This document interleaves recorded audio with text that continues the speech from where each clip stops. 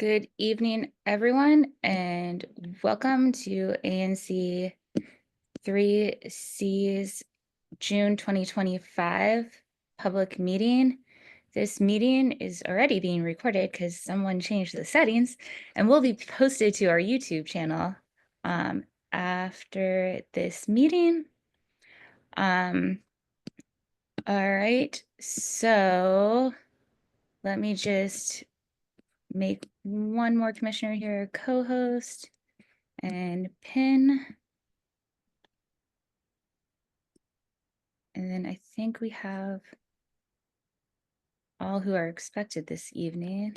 Okay, so let's get started with the establishment of a quorum.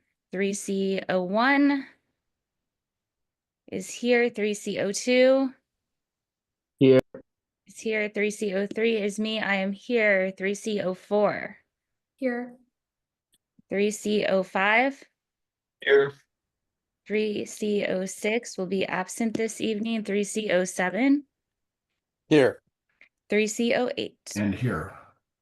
All right, 5 of 8 are here, so I will then move on to the verification of notice. This meeting notice was posted to our website and sent to our usual listservs, as well as our ANC3C newsletter mailing list. We will move to the approval of the agenda and the items on the consent calendar. I have a change to the consent calendar, and we will be moving the approval of the May 2025 meeting minutes off. I did not, in the 5 minutes before this meeting started and when they were received, have time to review them, so we will move those to next month. Are there any other changes to the items on the consent calendar before I read them all off, or any other of the items on the agenda? All right, the items on the consent calendar this evening that would be approved in the approval of the agenda and these items are a letter in support of weekly markets in Woodley Park by the Woodley Park Business Foundation, a letter of support for HPRB application 25-289 at 3409 Connecticut Avenue Northwest, a rear and rooftop addition to an existing one-story commercial building at 3409 Connecticut Avenue within the Cleveland Park Historic District. The scope includes expanding the ground floor to enhance the retail program and adding 2 residential units above. And a letter of support for retailer's Class C tavern license at 3512 Connecticut Avenue Northwest, Dashkin of Roma Restaurant LLC. Nature of the business operation is a Class C tavern with 104 seats and total occupancy load of 104, a sidewalk cafe with 38 seats, alcohol and carryout, delivery endorsement, and extended holiday hours. All those in favor of approving the agenda and all of those items on the consent calendar, raise your hand or say aye. I see 1, 2, 3, 4, 5, 6 hands. Did we lose someone? Yes, Godwin, Commissioner Kripke dropped off. Okay, well, that is still a quorum of 5 commissioners. So those items on the consent calendar and this agenda are approved to move forward. So if you were here for any of the items on the consent calendar, they will not be discussed further at this meeting. All right, so first up in our presentation section this evening is a presentation from DC Water on the Glover Archbold Sewer Rehab Project. So with us from DC Water, if you could raise your virtual hand so I could find you in this, or come on screen.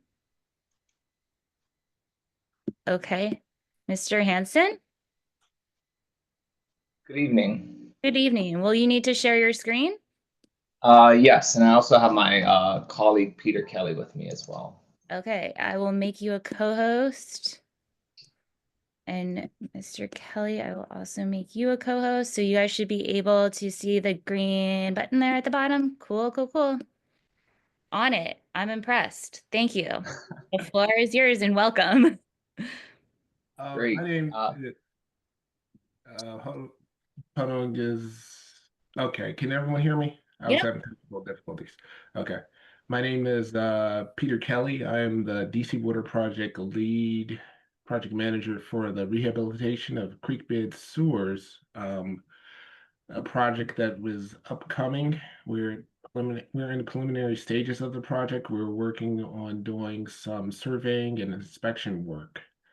So I'm going to give a little bit of background on the project, and then my colleague Pono Hansen is going to give you some information on the schedule of what's going on and where you may see us.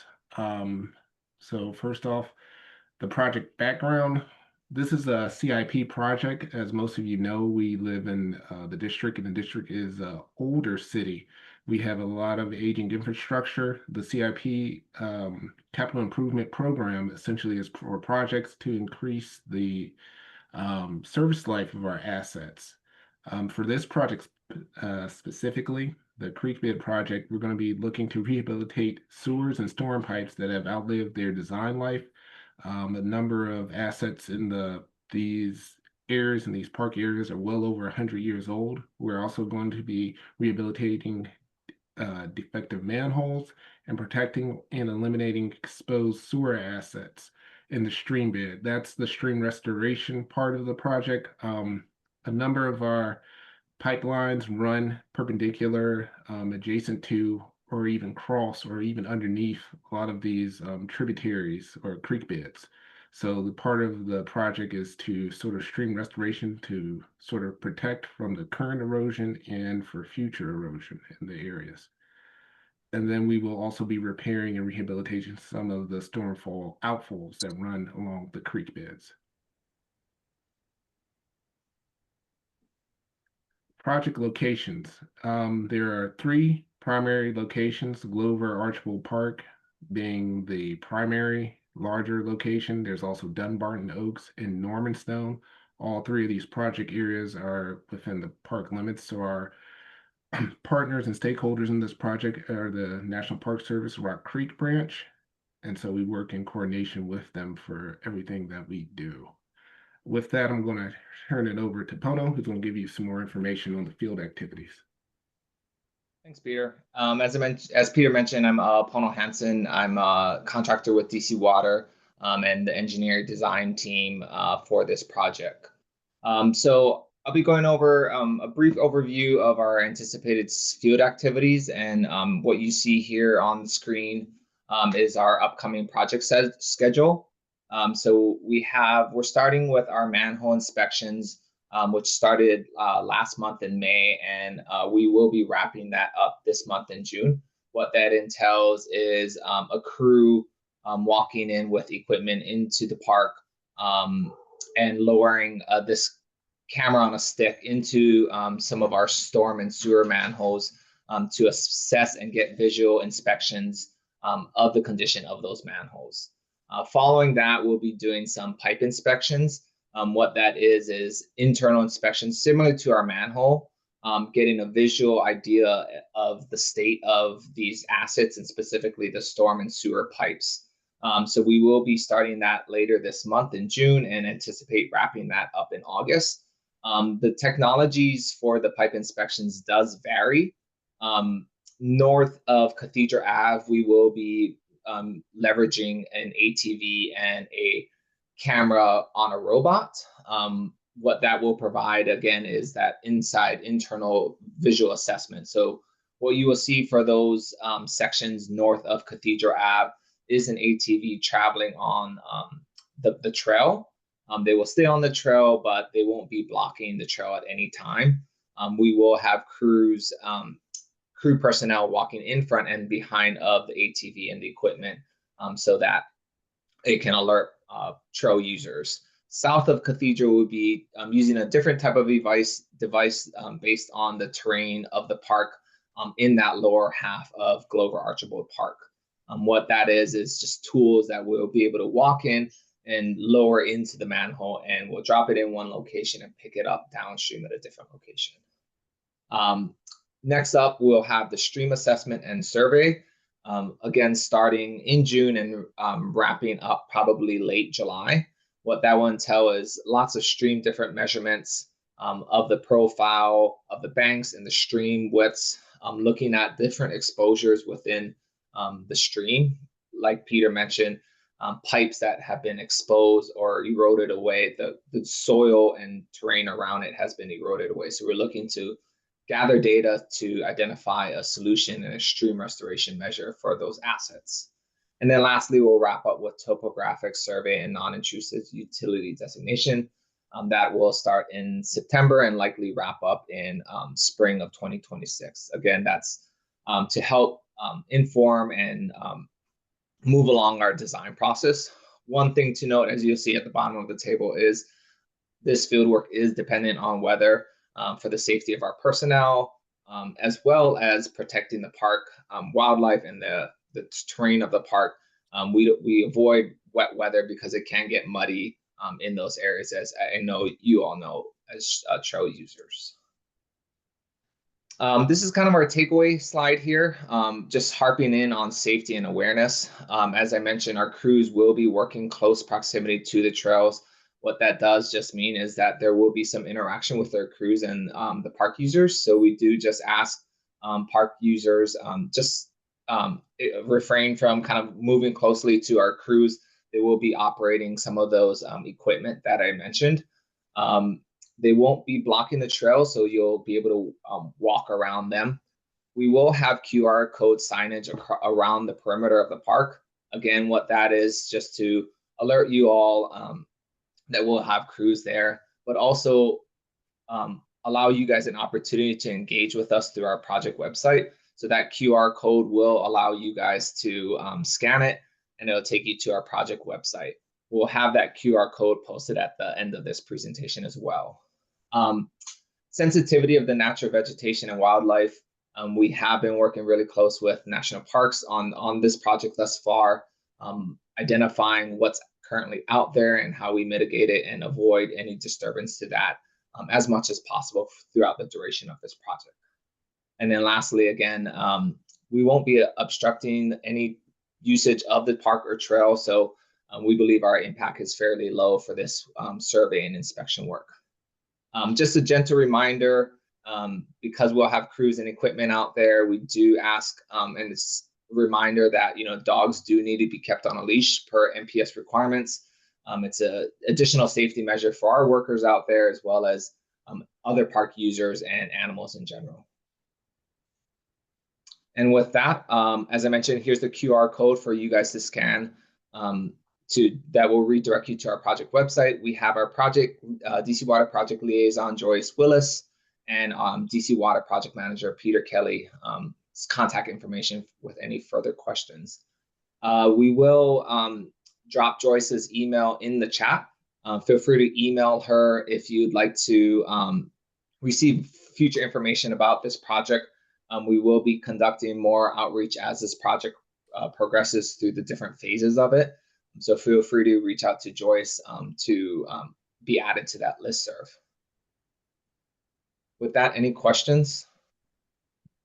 Super, thank you. And I did put that information for Joyous and also signing up for the updates in the chat for everyone to see.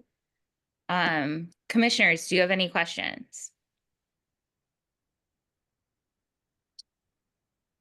Community members, do you have any questions? You can use the raise hand feature at the bottom of the screen or raise your real hand and come off mute.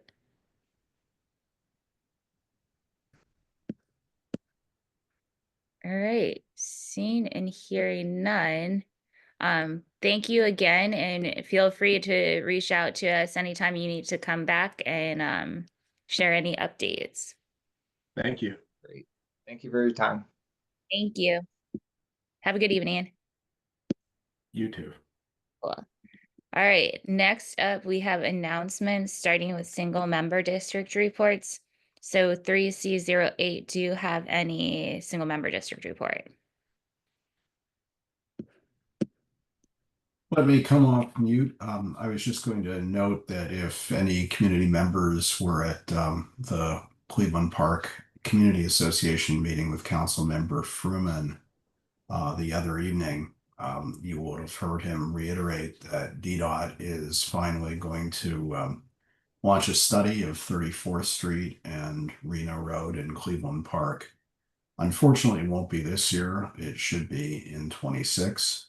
But I think appropriately DDOT is considering the street as a whole. So finally, we'll have some progress, but I do want to thank Councilmember Fruman for his engagement with the DDOT director and others in the agency to at least get them to commit to when the study will start. Great, thank you. 3C07, No report today. Thank you. 3C06 is absent. 3C05, Nothing to report. 3C04. No report today. Right, 3C03 is me, and I just wanted to point out that the call box project that Woodley Park Community Association spearheaded with refurbing all the call boxes around the neighborhood of Woodley Park has been completed, and they look spectacular. ANC3C put about $5,000 into helping with that project, so they're all nice, shiny, bright red. So enjoy those. Hopefully you've noticed the improvement. So that's all from my SMD for right now, and a few others, I guess. 3C02, I have nothing in addition. 3C01. I just want to encourage everyone to check out the new businesses coming into 3C01, including the newly opened Tavern 18 and the forthcoming business, Yours Cafe, over on Connecticut Avenue. Hope to see y'all there. Thanks. Great, thank you. All right, moving on to committee reports, starting with safe, sustainable, and equitable transportation. Sorry, I couldn't find the mute button. We will be having a meeting sometime in July. I forget what our monthly schedule is, but we will loop back. Well, would that be the meeting that DDOT will be presenting the updated Connecticut Avenue Yeah, I mean, unquote safety plan? yeah, quote unquote safety plan. Yes, Okay. that was my intention. But if we can talk about that as a group too. Okay, and I would also like to add to that committee's agenda a discussion on the notice of intent to remove the bike lanes on Arizona Avenue. While not directly in our ANC, it is close enough that we are an affected ANC. In addition, ripping out bike infrastructure is kind of a bad look overall for the District of Columbia. It should be an improvement and not a deletion of these projects that were long discussed and invested in the community. So I would like to make sure that we have that discussion for that upcoming committee meeting. Yes, that was on my agenda. Great, thank you. Okay, anything else from Safe Sustainable Transportation? Nothing for me. I don't know if Samuel or Erin have anything else. Okay. Transparency and public process, We have no update. community engagement and grants. Hi, no report. Sorry, I'm not on camera. My internet died, so I'm on my phone. For community engagement and grants, we don't have a report, but we do have a grant application we just received. So I think we will schedule a meeting for July to consider the grant application from Woodley House. So look for that soon to be posted, and we'll try to talk about it. Super, thank you. Planning, zoning, housing, and economic development. At our meeting earlier this month, we mainly discussed what we have included in our draft budget letter. And in our upcoming July meeting, which will be held on July 7th, Monday at 6:30 via the Zoom. We will be discussing the map and text amendments for Woodley Park and Cleveland Park upzoning. There will be the set down meeting, which is just where the zoning commission will decide whether or not to set this map and text amendments down for a public hearing, which then is where the comment process starts. So the set down hearing is June 26th. Hopefully we'll have OP at our Planning, Zoning, Housing, and Economic Development Committee meeting to go over in further detail what was put into what is being set down before zoning right now. And then we can further that discussion and come up with a resolution or a letter regarding that. Anybody else have anything for planning, zoning, housing, or economic development? Commissioner Littauer.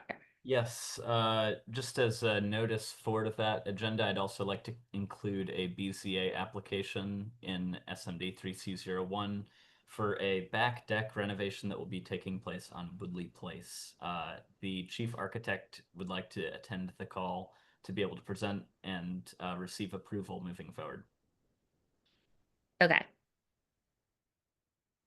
Cool. Thank you. Is that one needing historic preservation approval too, or no? It does take place inside the historic district. But it's in the backyard. It is in the back alleyway. That's correct. Okay. For to renovate an existing structure that was built before the historic district was put in Yeah, place. we don't need to cover it at this meeting. Yeah, We'll just put it on that agenda. Thanks. We'll discuss it then. Anybody else have anything for planning, zoning, housing, or economic development? Cool. So see you all July 7th on that. Residential historic preservation.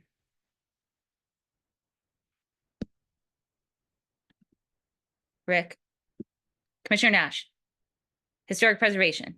Sorry, need to come off mute. No report this time. Okay, I know that there are a few applications I feel like there's at least one application in Cleveland Park. There's one on Macomb Street, but it came in after the first part of the month. And moreover, we need to amend the charter for the Residential Historic Preservation Committee because I believe only covers the area between Connecticut and Wisconsin. And so we also need to pick up that portion east of Connecticut Avenue. But in any event, the neighbors are supportive of the application, and it also received favorable comments from the ARC. So I see no reason to hold it up until next month. Yeah, no, to my knowledge, the charter for our ANC is to include the historic districts in Cleveland Park and Woodley Park, and we didn't bound those. That's correct. Yeah, I think you're thinking of the charter for the Cleveland Park ARC. No, I'll check that, but yeah, in any event, he wouldn't have bound. One thing that I do want to do is ensure that Todd Jones lets us know when things are going to be set down, because sometimes the calendar drops from HPRB after we've kind of missed our initial window to try to get something scheduled early in the month. So okay, I'll circle with him to ensure that he lets us know early when something's coming. But again, I see no reason to put this particular application over into the next month. Great, thank you. All right, environmental justice.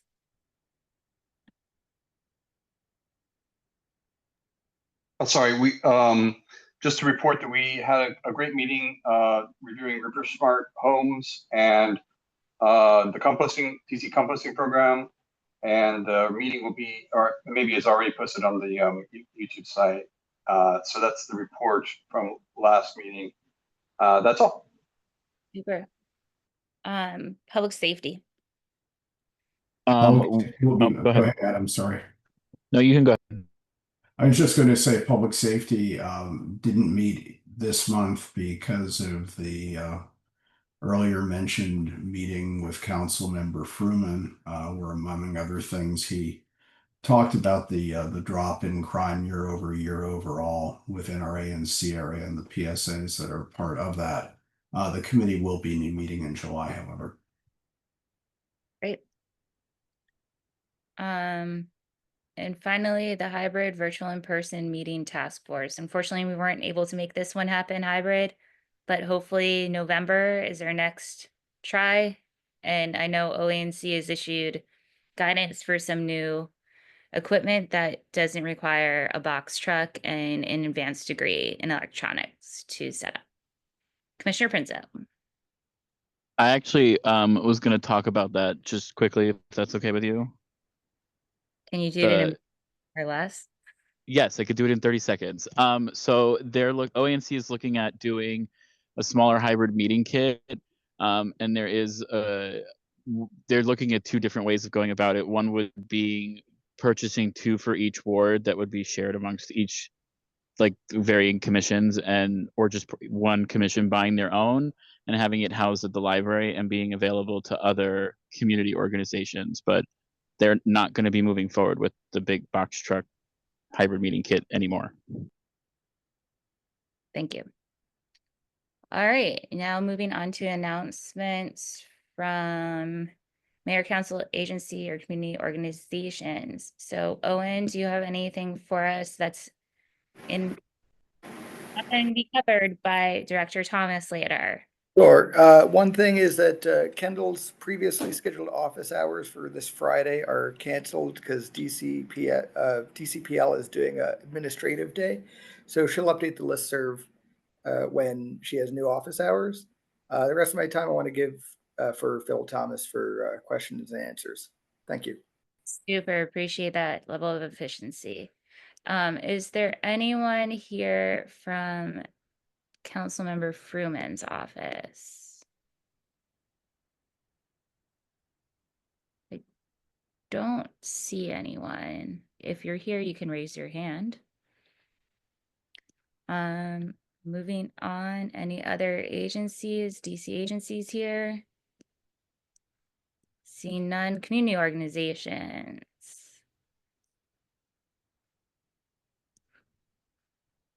Cassandra.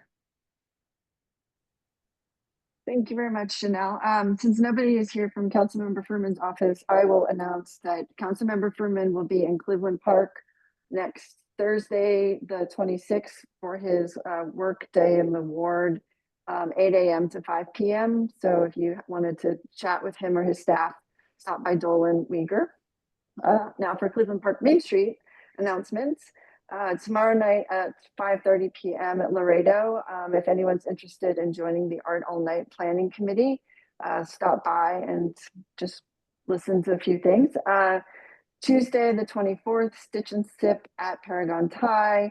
We have a night market next Thursday, the 26th, from 5 to 9. I'm sure you all saw that Cork Market will be opening in the fall. Seen any messages from intermediaries that the UPS store from Van Ness is going to be closing that location, and they're going to be moving into the space between Target and Cold Stone Creamery in November as well. I don't know if anyone's noticed, but we have new pavers in the garden and the promenade, and we're getting new awnings for several of the businesses, and hopefully soon new benches installed. And the placemaking beautification is from a grant that Cleveland Park Main Street received from DSLBD. So just trying to make things look nice. Thank you. Super. Any other community organizations?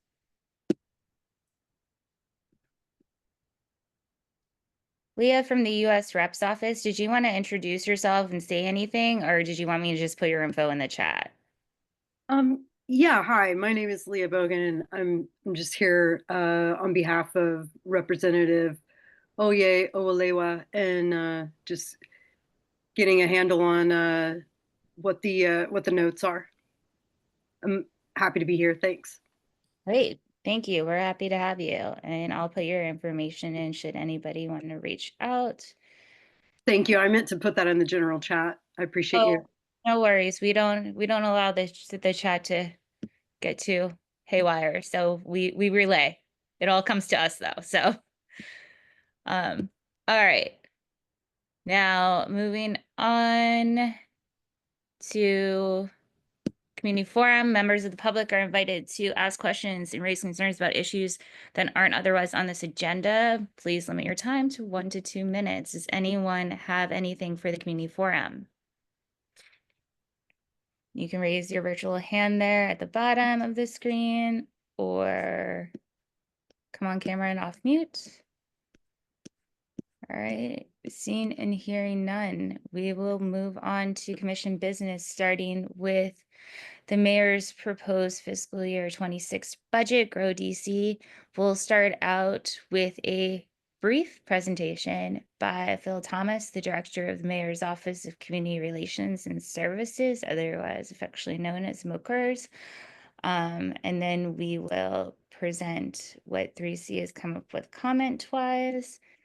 So welcome, Phil. I'll make you a co-host so you can present your deck. And thank you for joining us. Thanks for having me. Mr. Thomas is also a proud Ward 3 resident, so. All right, the floor is yours. Let me, hold on 1 second. Bear with me real quick.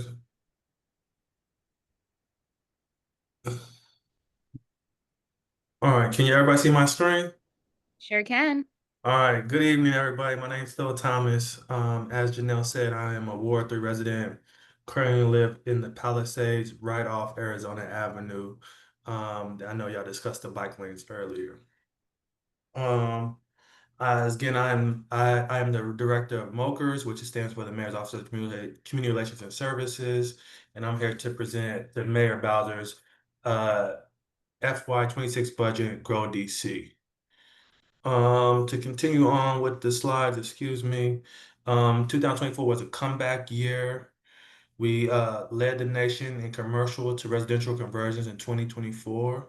We were ranked the #1 park system by trust in public land, and we had about 26 million visitors come visit our beautiful city as well.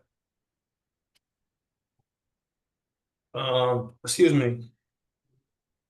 So some of the challenges that we face in this budget was the 2025 supplemental budget, which also called the summer budget. As you know, the federal government didn't allow us to use $1.1 billion of our money. The mayor did some magic and got it down to about $318 million with no furloughs and kept all facilities open as well. I'm going to skip a couple of these slides to continue as Janelle gave me a certain amount of time frame. So this budget is mayor focused on 3 aspects of this budget. Does it keep people and families in DC and attract new residents? Does it create economic activity to fund city services and programs? And does it attract new businesses and create new jobs for DC residents? So it really cuts out the red tape by transformative of programs or initiatives by repeal of I-82. And transforming with the Renters Act, which is to right size the housing market as well. The mayor also leaned into sports entertainment this year by trying to bring the Commanders back home to RFK and invest in tech incubators and recruit and support startups around the District of Columbia. Also, the mayor put in our budget to enhance and renovate our national theaters, Lincoln Theater and Howard Theater as well. So when it comes down to downtown, she launched the Gallery Place Culture District and Chinatown Renewal Initiatives. She's delivering on 7th and 8th Street to create a gallery square. So residentials can come down there. That's like an open streets as well. And a better enforced vending, especially in like Ward 1 area, and down by the mall, where we see those food trucks that that are in front of brick and mortars and hurting restaurants as well. The mayor invested in schools. The mayor has 3 goals. She wants to invest in education or continue to invest in education. She wants to keep the city clean and safe. And she wants to grow DC and create a growth agenda. You hear me talk about those 3 initiatives going forward as well. So the mayor kept pre-keep, invested $130 million in invested $2 billion to modernize 30 school renovations and $148 million for small capital improvement at schools such as HVAC replacement, window replacement, and athletic fields. Come to a safe DC. The mayor included $2 million for safe commercial corridor grants. For those who don't know, there's 2 commercial corridors, are also called as hubs, as smokers help run them. One in Chinatown, right next to the Walgreens, and one in Ward 8 in Anacostia, where Martin Luther King hits Marionberry Avenue as well. When it comes to Clean DC, the mayor put $4.6 million to support clean quarters initiatives and 80 DPW full-time staff.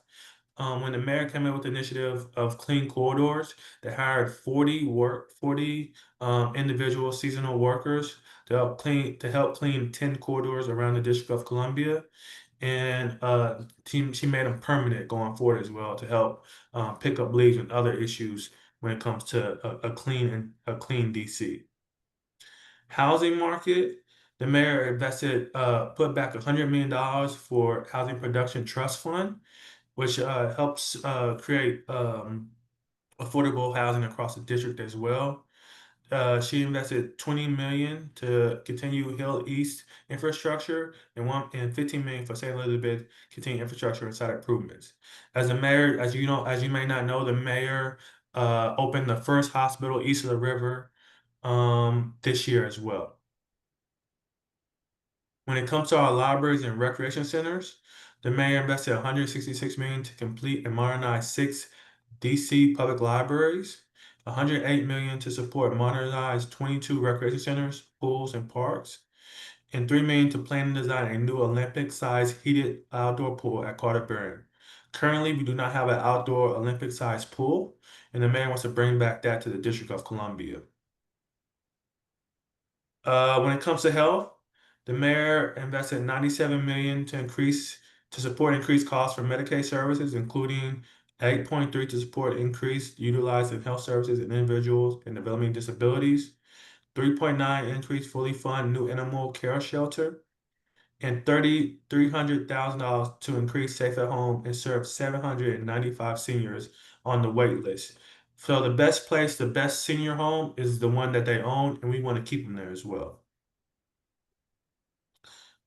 Human services, $18.9 million to increase and support continual care for homeless services, including a 24-hour and 7 access shelter in the District of Columbia.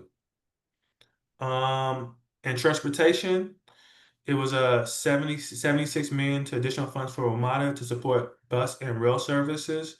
As you know, the mayor invests into our WMATA, and $11 million to support Anacostia River to clean up as well, and a $13 million to expand Capital Bike Share, and $73 million to build out a pedestrian and bicycle trail network as well. The mayor wants to keep government operations keep on going, which is helping MOKers to help with services for district residents to help to help with the need of district services. Excuse me. So Ward 3 investments, I sent Janelle a 1-pager that she can share of what the mayor has done is doing and has done in Ward 3. And that's continue of keep on renovating MacArthur High School, and improvements for Starter Elementary and Hardy Middle School as well. You can find out more information at budget.dc.gov. And Janelle, I can take any questions. Super. Thanks. Commissioners, questions? And if you want me to talk more about RFK, I can as well. Let's do questions first. Commissioner Prinzo. Thank you, Director Thomas. My question was really about the animal shelter. I guess my question is really more of a comment, which you think I would know I should not do in this meeting. But my comment is that I'm actually really grateful that the mayor is taking a serious look at the I guess the DC animal shelter now. I rescued my dog from the Humane Alliance back like in the couple months before COVID, and that thing I was surprised was not shut down by the ASPCA because it was really just unfortunate how we were housing these dogs and cats. And as a very proud dog parent, and I've made my love for animals very well known, I'm just very grateful that she's decided to invest in that because that shelter was really a disgrace. And thank you, Adam, and thank you for all your service, and thank you for adopting an animal. And the mayor heard you loud and clear, and actually ended the contract with the Humane Rescue Alliance, and did a new contract with I think Brentwood Alliance for Animal. So yes, the mayor heard you loud and clear, Adam. Well, Commissioner, I'm sorry. Commissioner Kripke.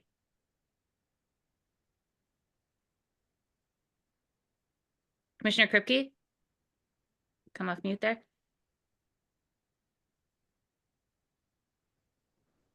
Okay, finally off mute. My apologies for being on my phone rather than on my computer. First, I do want to congratulate the mayor for navigating us through this budget crisis that Congress has imposed on us, and very, very grateful for what she's done, how the city's managed this. It's been really important. And also want to concur with Commissioner Prinzo about I have a rescue dog. I got a rescue dog from the old facility. It was not great, but we had a happy life with our dog. But I'm really happy to hear that. I have a question about the DC Department of Energy and Environment, which I've come to understand is taking a very deep cut in the budget, in the mayor's budget. I understand it's 24%, which is a deeper cut than any other agency. And number one, I'd like you to confirm that. And number two, is there any explanation or rationale for that cut? Yeah, so I can confirm that that the mayor proposed a 24, I think a 24%, or they call it a quarter of a percent of an agency. Yes, I can confirm that. I haven't spoken to the mayor about it. The rationale of why that happened. I know as a former Department of Energy and Environment staff member, I can speak that they also that the agency is a lot different, that the agency is a lot different from other agencies as they get federal funding to offset their expenses as well. They have a lot of grants, and but I'm not sure why they had so much of a budget cut. Okay. I can look into that for you and get you a correct response. Okay, thank you. Commissioner Prinzo, I'm gonna ask Go that ahead. you Yep. do a full round with the other commissioners. Any other commissioners? Yes. Commissioner Nash, go ahead. Mr. Thomas, Phil, thanks for being here tonight and presenting on the budget. And I recognize this is a particularly challenging budget year, in a year of other challenges as well. So thanks for walking us through it. I was wondering, though, if you could speak to a couple of questions. I mean, again, when the council has a lot on its plate to focus on hard choices in the budget, why would repeal of Initiative 82 and changes to TOPA be in the legislation? I mean, if you take, for example, Initiative 82, whatever the merits or demerits of that seems to me should be, a public process where people can focus on it. And I have the same concerns about TOPA. Yes, so let me speak on two different. So on I-82, the mayor heard from those businesses, and they really wanted to repeal it as they have felt like businesses have been closing. That's one. People were making less money under I-82, and and in I-82 was a a campaign that 7 states overturned I-82. It's a national campaign that was brought to the district when district didn't need it. Also, I-82 was happening when things were a lot different in the district. Now, after COVID, a lot of things have changed, and the mayor feels it's right to repeal I-82. When it comes to TOPA and the Renters Act, as we know, our housing market is a lot different now than it was before as well. We know we need to right size the market. We know we need to change over those um excuse me, those affordable housing market, those affordable housings. We know that people aren't paying their rent, to be frank with you. We know that people rely on ERAP. People were self-serving on ERAP, and landlords were not getting paid, and people were not leaving. We know that we have people who didn't pay their rent for over 7 months. We know that we have landlords that have left the District of Columbia and have left people in the buildings to fend for themselves. So it's time to right size the market and time for the Renters Act. So that's why the mayor supported it. Now laws change all the time. It's the mayor's job and the council's job to get the laws right. If they're not working, the mayor has the authority to work with the council to get the laws changed for every for every resident in the district. And that's why the mayor put the ID to repeal, went on to put in the budget to repeal ID2 and to right size the market with the Renters Act. Okay, same question on changing zoning procedures and the purview of the HPRB. I don't think the HPRB is a part of this budget, but the zoning is. I think Councilmember Nadeau has the bill about the HPRB. You are correct, Janelle. Regulations, yeah. But Um, still stands for zoning. Right. So zoning, I really can't touch on that as much as the repeal of I-82 and the Renters Act. So I can find you more information about the zoning. But I know that we always take a look at the zoning laws in the District of Columbia. So I have to give you more information about that. So Sure. No, I understand that. I guess my point is that, whatever the reasons for changing these laws or not changing them, I think that they should be a focused process and not clutter up the budget, And for example, as you point out, or the chair points out, HPRB is in a separate piece of legislation, not part of the budget. So thanks. yes, Well, sir. Commissioner Beard, I just want to pull on this thread that Commissioner Nash has brought up, where Initiative 82 was an initiative brought by voters and voted on by them, right? So it's strange that the budget is where the mayor's choosing to walk that back. And then the TOPA is law by council, which is weird that the mayor is choosing to walk that back there. The zoning thing, Well, don't forget the council. The council paused the I-82 right now. So well, let's. yeah, no, I'm not forgetting that, but and Okay. they'll see their due in due course too. Like this is like this, they're going against the voters, right? But the zoning thing makes sense in the Budget Act because that's in her office, right? Zoning sits in that framework of the organizational chart, but I'm still like, I can't square the why you wouldn't do a repeal of I-82 and the TOPA stuff separate from the budget. I don't, it's We know businesses are that closed. is We know businesses are closing, and we know people are getting paid less. Some people are getting paid less with the repeal of ID with ID2. So it's the mayor's job to to to fix what is not working in District of Columbia and work with the council on that. I'm not disagreeing with you, but I've never seen any firm data other than like vibes and statement on that. Commissioner Beard. Thank you, Mr. Thomas, for your presentation. And I'd like to just second what Commissioner Nash and Commissioner Pagets have said about Initiative 82. And I'd like to agree that it needs to be a more drawn out process and I need to see more data.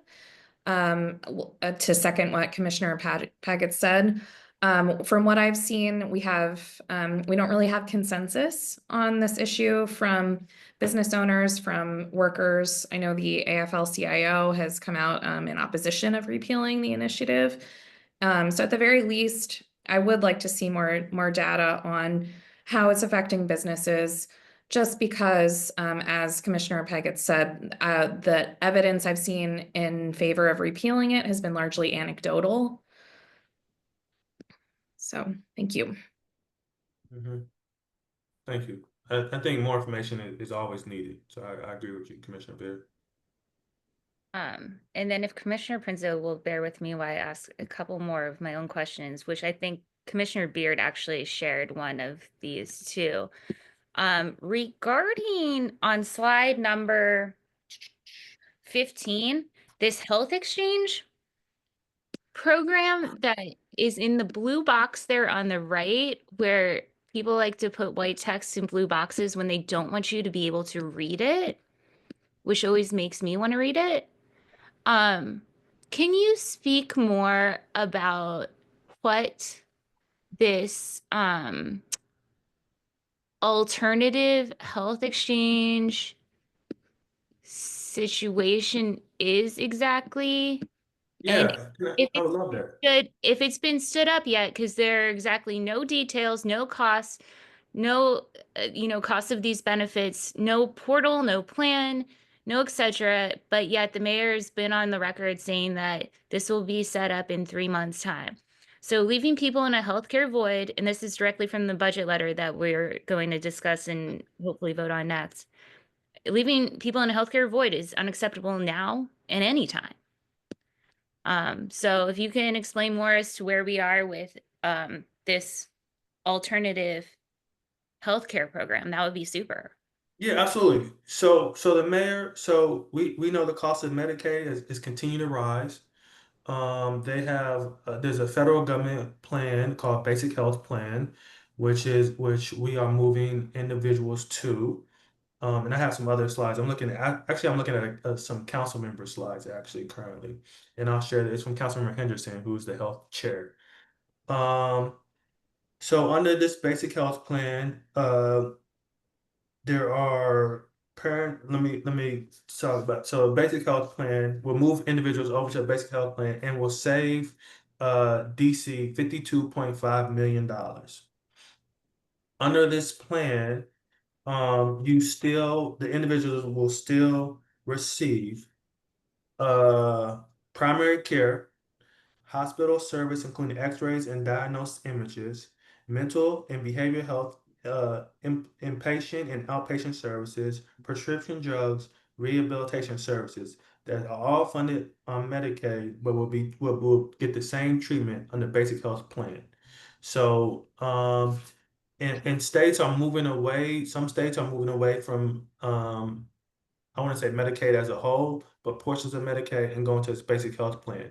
So the mayor saw that the federal government is doing this, and there's no reason to duplicate or have the same program that can save the district 52.6 million, 52.5 million dollars.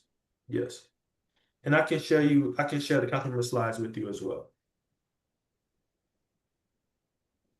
Yeah, I mean, I guess my issue is like you're going to pull these benefits out from under these people's people who are getting these benefits aren't paying attention to these hearings, right? They're gonna have no idea that this is happening. So like, is the portal the same? And then like the back end stuff is just that's worked out differently, or are they gonna have to learn a whole new system? Because I am very good at bulky websites and government bureaucracy and navigating it, but I don't think that that is a talent that most people either want to have or do have. So it's like, you're setting up this thing, and like, we're saving so much money because people can't access the benefits? Like, that doesn't seem right. So I agree with you, Commissioner. I agree that it's going to be hard for people to navigate, or people who are on Medicaid to transfer over. As somebody who's the director of outreach, community engagement and outreach, it's my job, it's Owen's job, it's everybody's job to these 25 or these residents who are on Medicaid, who will lose their Medicaid, and tell them to transfer over. That's why the mayor, that's why the mayor is getting ahead of it. And before implementing in October, we're going to go out and do as much canvassing and talk to these residents and help them get transfer over to this basic health plan. But I agree with you. It's going to be difficult, but it can be done. I mean, is there a line item that I'm missing that says the amount of money we're spending on that outreach? And like, is there dollars to that effort that are like a more concrete commitment to doing that? Or is it just No, I mean, whatever's in the couch cushions at the end of the day?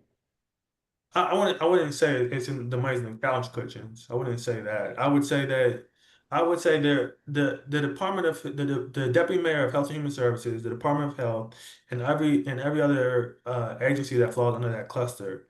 I think is they have a budget for community engagement, as well as EOM has a budget for community engagement.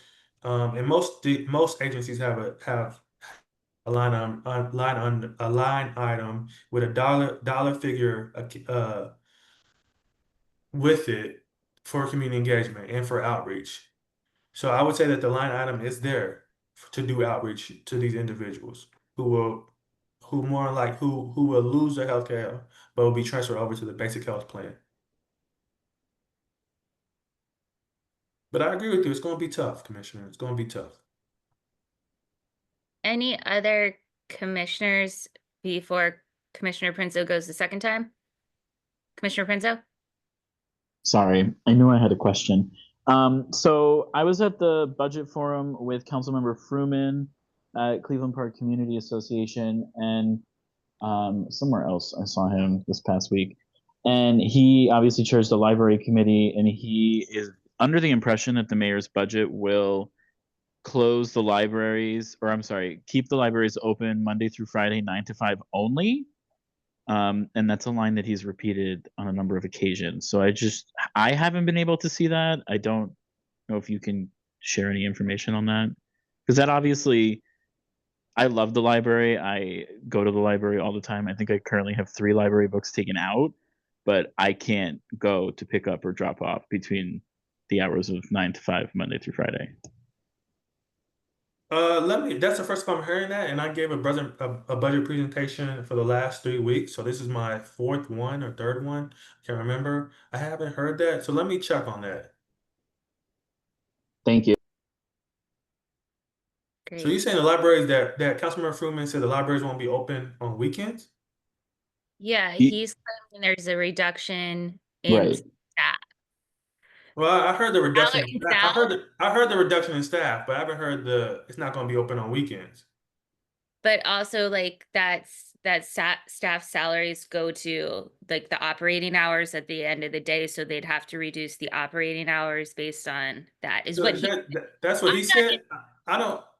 Okay. I thought the director answered this question at an oversight hearing, and I heard it differently, that it wasn't affecting the hours, That it wasn't. that it was not, but Okay. I don't know. Because he might say something, or spin it, and you can hear it a different way. So I'm just want to get some clarity on that.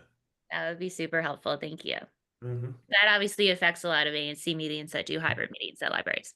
Absolutely, and I love my library. I'm a faithful user of the Palisades Library. I go there, print off paper, and I walk there on Sundays to go to the compost. So I support a library open on weekends. I think you're going to be hard pressed to find people who are opposed to that. Yeah, absolutely. I would be opposed to that. So let me find out about that. All right. Any other commissioners' questions before we open it up to the community members? All right, here and seeing none. Anybody here from the community have any questions or comments? Kathy? Yes, hi, thank you, Commissioner. And Mr. Thomas, thank you very much for being with us tonight, for all that the Moker's office does for us. We got some great folks, covering us. I have two questions. First off is I haven't heard a lot in any of the hearings or whatever talking about the budget that would go to what what is being discussed on Capitol Hill with regard to the federal budget and how that interfaces with us on housing subsidies in particular. The proposal outlined by the White House calls for a 40% reduction in Section 8, and that is an enormous, decrease, in federal support for that program. My question is what plans, if you are aware of any, and I realize you're not, in charge of all the budget things, but what plans does the district have in the event that that kind of decrease in federal support is actually approved as part of the federal budget? I mean, we have like 30,000 people who are in Section 8 housing, I think.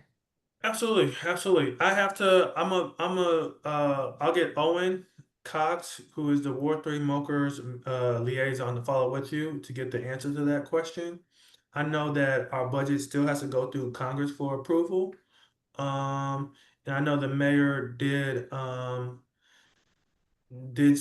restructuring to make sure that it would get approved by Congress. So I'll follow with, I'll get, Owen will follow with you on that answer. That's one big category. And another question, well, another point that I wanted to make with regard to TOPA. When we were talking to Councilmember Fruman at the meeting last week that we were discussing, he was talking about ways in which, he could see making some changes to TOPA, one of which was, with regard to essentially what boils down to buildings where people make more money.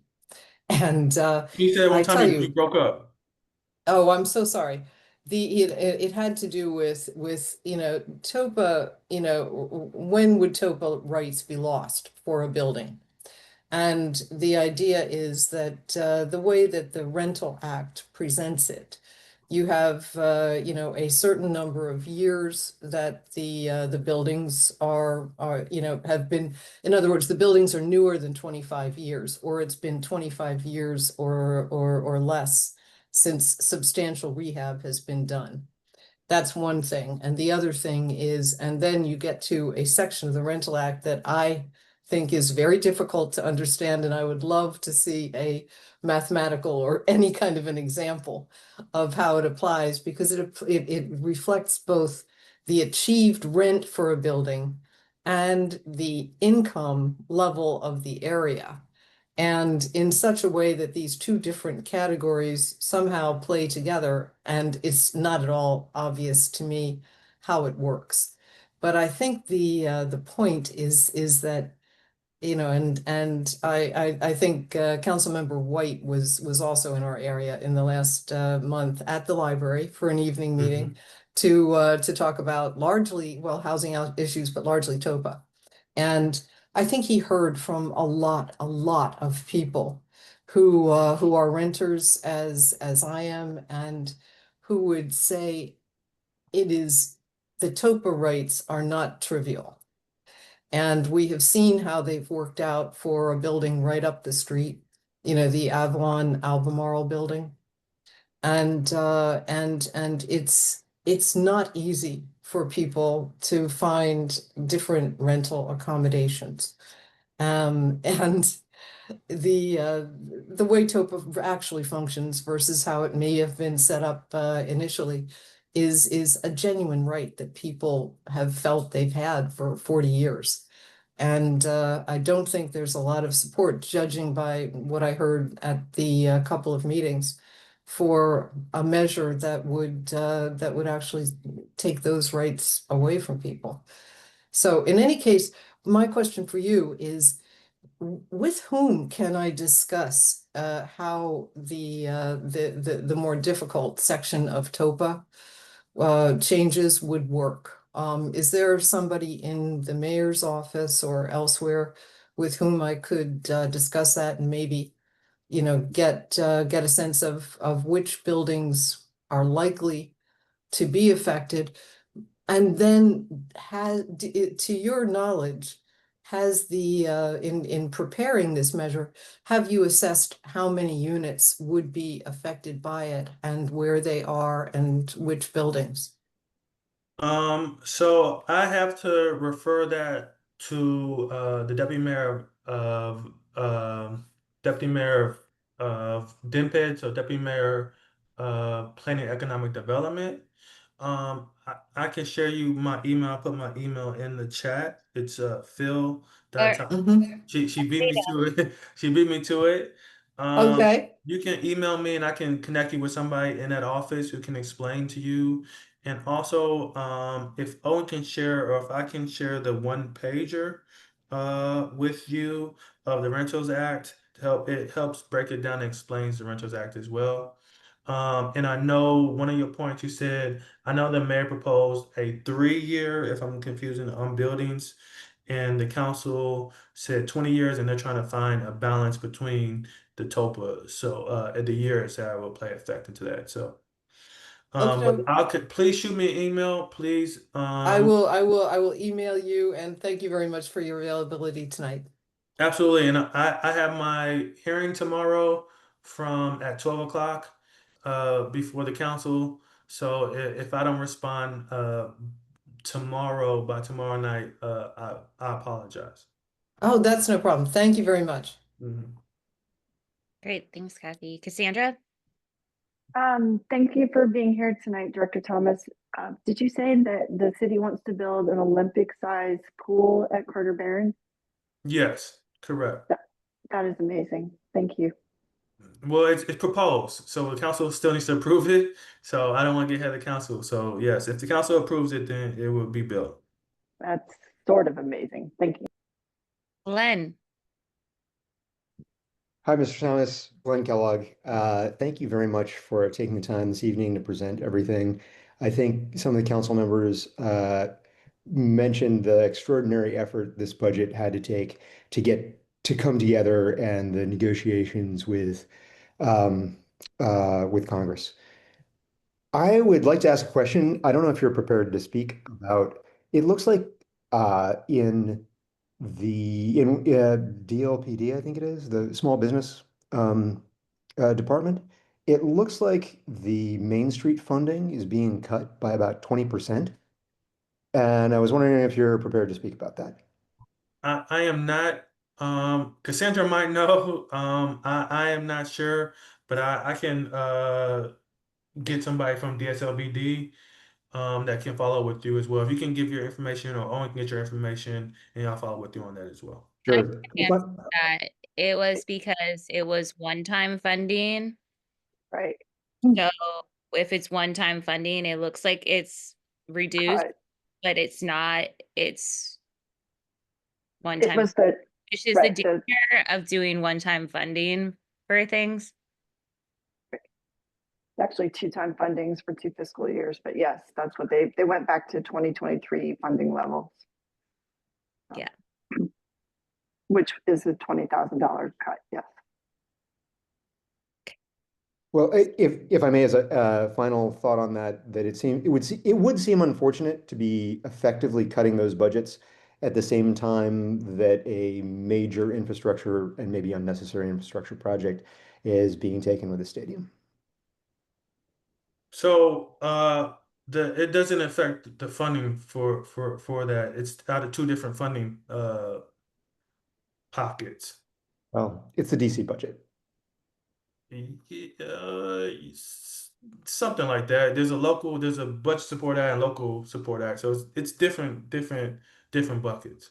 But So I mean, you can paint the money whatever color you want to paint it and put it in whatever bucket you want to paint it or put it in at the end of the day. Like, but you're making the choice of where to put it and how to organize those things. Like, there's a lot of stuff that should be in the Office of Planning's budget that snuck in to the deputy mayor's budget. And seems like there's a lot of stuff in the deputy mayor's budget that used to be in other budgets. So, and it's always a challenging budget season, and it's exhausting to hear that over and over again. Like, it's never, this is the easiest budget cycle ever. Like, nobody's ever going to say that. So thank you for coming to my rant on that. Also, Glenn, to your point, the DSLBD director's hearing was actually this morning, today. So you might want to read some of that stuff that was in the comments and the record on that. And the record's open for another week, I believe, to get something in there. Because I know, yeah. I didn't know that meeting was today, and I'd be interested in finding out what's going on there. So Yeah, it was actually kind of interesting to hear the questions that were asked there. So I was only half listening, but found it informative. well, that was more than I listened to. So Fair. All right. Anybody else have any other questions here? and I And put the Renters Act one pager in the chat as well. And before I close, I do want to say that if you want to testify, I know Commissioner Prenzo sent a nice letter, and I thank him for that, about Mokers. But Mokers are testifying tomorrow at 12 at noon in front of the Councilman Chairman Bonds' committee. I will say on Kendall, when Robert left me in Woodley Park, I've just directed every single email I have received about rats, which is 90% of my inbox, to her, and she's handled it like a champ. So I will thank her profusely for that. Thank you. And thank you for all the work that you do as well. yep, thank you. All right, so we will now move on to the introduction and discussion of our comments that we worked on over the past 2 or 3 weeks on the mayor's proposed fiscal year 26 budget.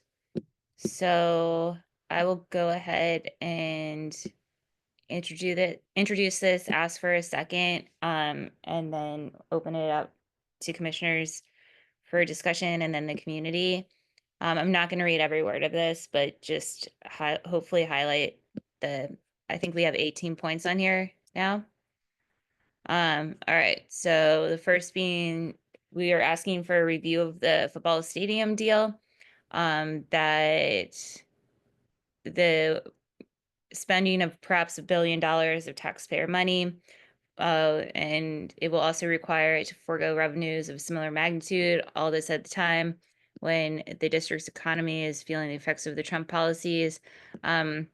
We're just saying that this deal as it stands, at the very least, needs to be looked at and negotiated to be a better deal for all district taxpayers, in addition to being a proper catalyst and the best use of land for the residents of Ward 7 and 8. The council should be given proper and reasonable amount of time for the review, negotiation, and making of a decision. The reform of the zoning procedures to streamline reviews of new development. We're supporting that reform to those procedures and the streamlining and limits to party status, to only the parties who should be rightfully granted such status. We also are further supporting reforms to the review of HPRB regarding the height and density of buildings in historic districts.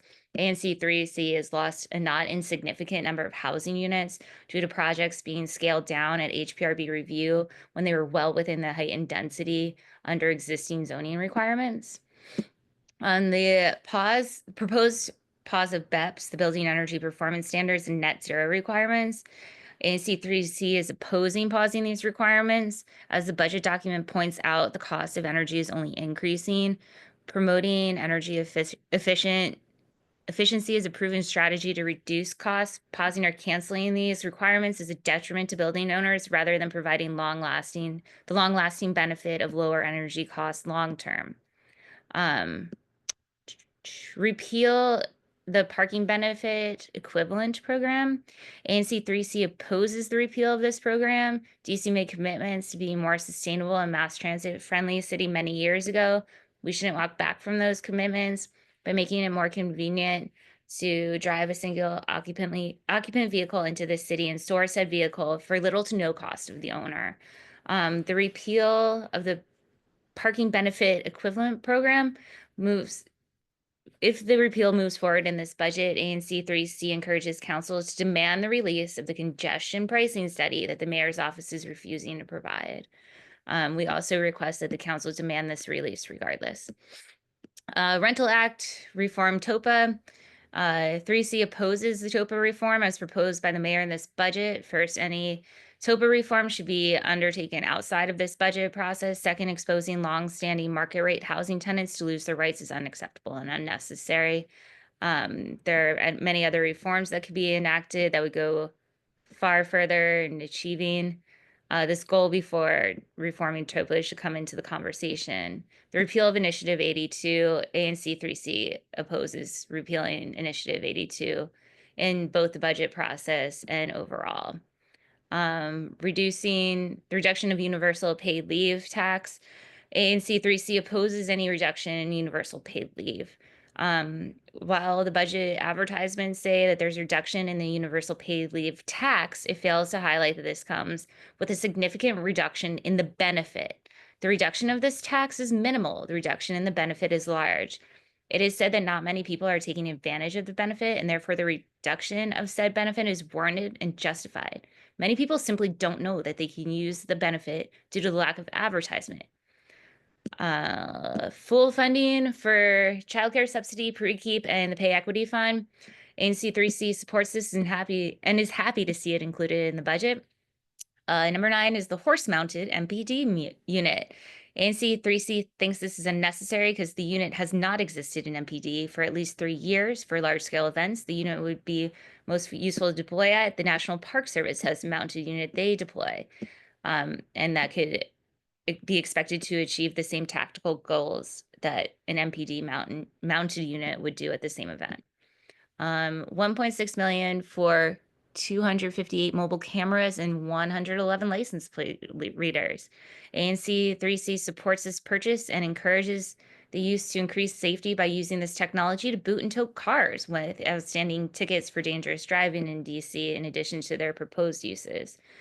The legislation allowing retired MPD officers and/or FEMS firefighters to be hired at the Office of Unified Communications, aka the 911 call center. ANC3C strongly supports allowing retired first responders to be hired at OUC. Right-sizing DC's Medicaid program costs. ANC opposes this not half-baked plan to move people currently eligible for Medicaid to a new, yet-to-be-established plan run by the DC Health Benefits Exchange. And I believe our discussion captured a lot of the reasons why we don't like that. $75 million in additional funds to WMATA to support buses and rail service, including $57 million to continue to build out better bus priority lanes. ANC3C supports this funding and adding additional funds to support WMATA bus and rail service. The $13 million to expand bike share and $73 million to build out the pedestrian bicycle trail network, ANC3C supports. $106 million to make roadway safety improvements along the high injury network, ANC3C supports. Changes to DC's paid family leave program. ANC3C opposes a reduction of the paid family leave program to only 2 weeks, defining a family member to include only immediate family, creating a wait list for people to be eligible to take said leave, and requiring a work commitment for those who take leave. People need to take care of their friends and families. Requiring this many hoops to do so is inhumane. Restore cuts to the DC Department of Energy and Environment. ANC3C is alarmed by the deep 24% cut proposed for the DC DOEE in the fiscal year 26 budget.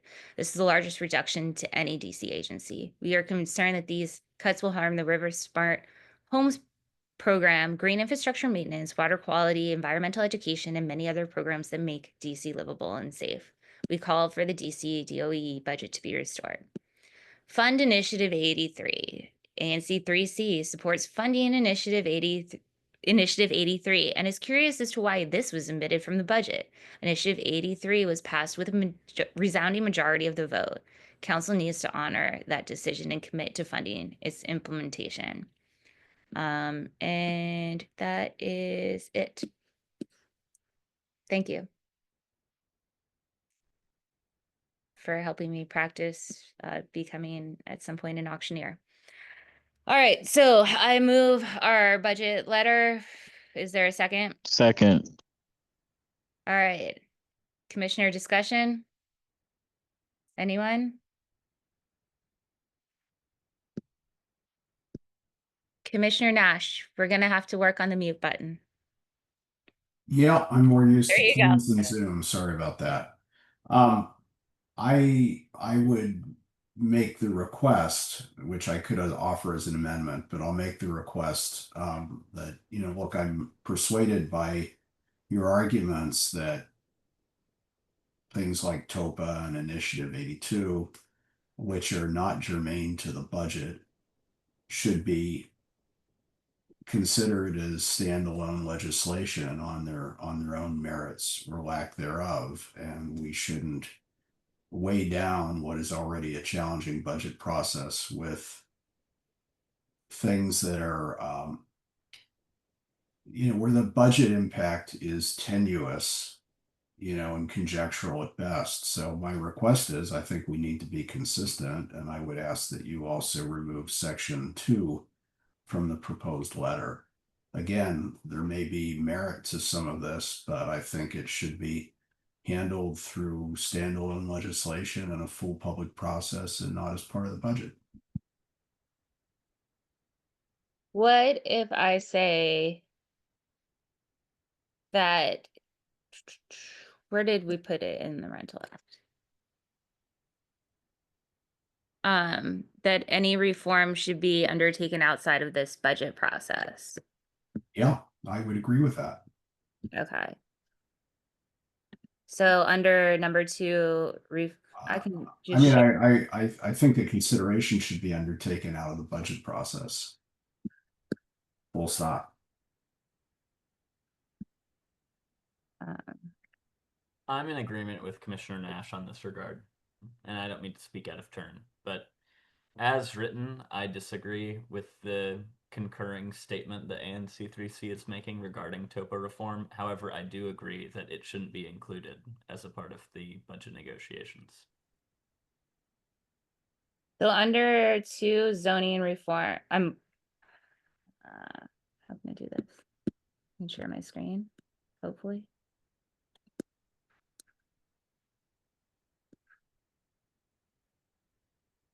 Okay, I added this under number 2 where zoning reform should be taken out of this budget process. Commissioner Paggett, can you just change the beginning of that sentence just to keep it consistent to ANC3C suggests or some word like that, just to keep it consistent with how we started every other paragraph? Okay, and then under TOPA, I will say. But again, if we're going to take it out of the budget process, then we shouldn't take a position in this letter. This letter should be focused on those items that are in the budget, or have obvious budgetary impact. If you want to author a letter against reforming TOPA, or for, zoning relief, we can take that up separately. Commissioner Paggett, you're doing it in TOPA and you already have it in, oh, you're moving it. Okay, I see. No, I did it in TOPA to add it at the end to be consistent. Yeah, no, I see. I didn't see that you took it out of the first paragraph. I can. But I think we heard from people on both of these ideas that these would be things that they're interested in because of the reasons mentioned in the first paragraph under each of these.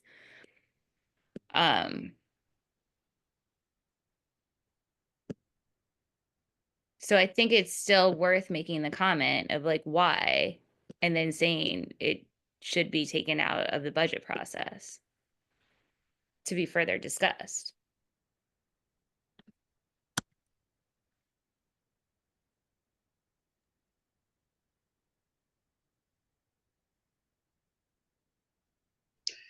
On TOPA and the zoning regulations, I do agree that we've heard from people on it.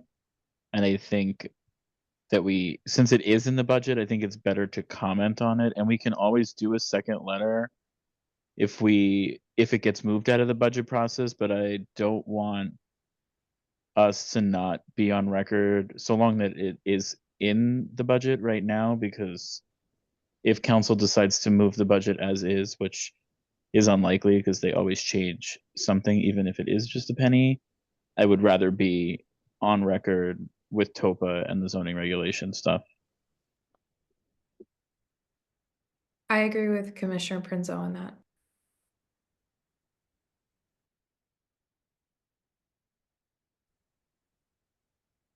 Okay, so I'm okay with accepting the friendly amendment as long as it's reflecting what I've just changed. Is that Well, okay? It's not how I intended it. I think that if we take the view that, these things shouldn't be in the budget because they're not germane and should be part of a separate public process, then I don't think we should, at the same time say, but we support them or we oppose them because, we're sort of saying, well, it shouldn't be in the budget, but here's what we think. I don't think that makes sense. I think non-budget items should be removed from the budget, whether you like them or not. I concur with Commissioner Nash. If we're going to make a statement about a procedure, then I'm happy to leave it as a procedural adjustment. But if we're going to make an overarching statement that goes well beyond a procedural adjustment, then I intend to vote no on including this in the budget or in our ANC3C comments.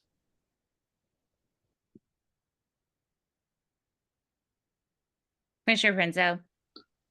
So I understand where Commissioner Nash and Latour are coming from. I mean, then that in my opinion would not be limited to just the zoning reform and the TOPA. I mean, in my opinion, that would also include policies like I-82 and I-83, because it's not, I mean, while it is budget related in the sense that, especially more so I-82, because it's not money that is funded through the DC government. So I just and even to an extent, you could put the RFK Stadium deal in there because it's not something that's in the operating budget, it's in the capital budget, and that money is going to get spent on capital improvement projects. So I just don't know where we want to draw the line. But I do, like I said earlier, think that while this stuff is in the budget, I'm talking now again about zoning and TOPA, I think we should say that it should be removed from the budget process. But in the event that it does not, I don't think if we don't comment on it now, I feel like we're not going to be on record at all, and that's not what I want.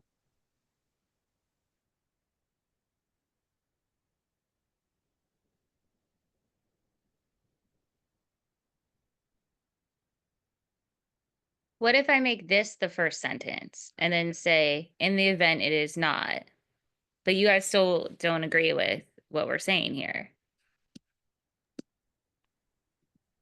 Not in its entirety, and hence why I, as it stands, would, even in light of Commissioner Prince's comment, which I very much appreciate, I think that some of those statements expressing approval or disapproval on the basis of the actual, policy stances themselves can be issued retroactively if they're not open for discussion at all from the council.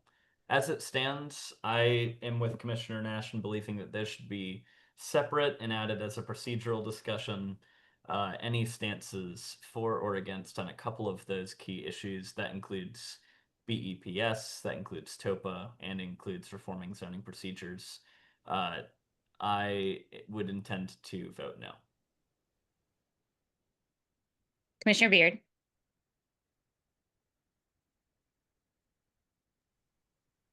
Just as a suggestion for a compromise, could we potentially list reasons why we wouldn't want to see any changes or reforms happen in the budget process?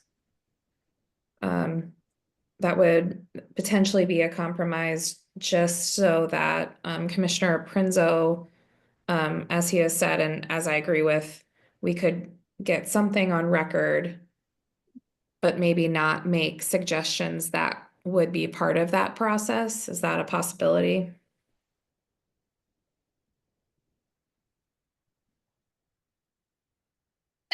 I'm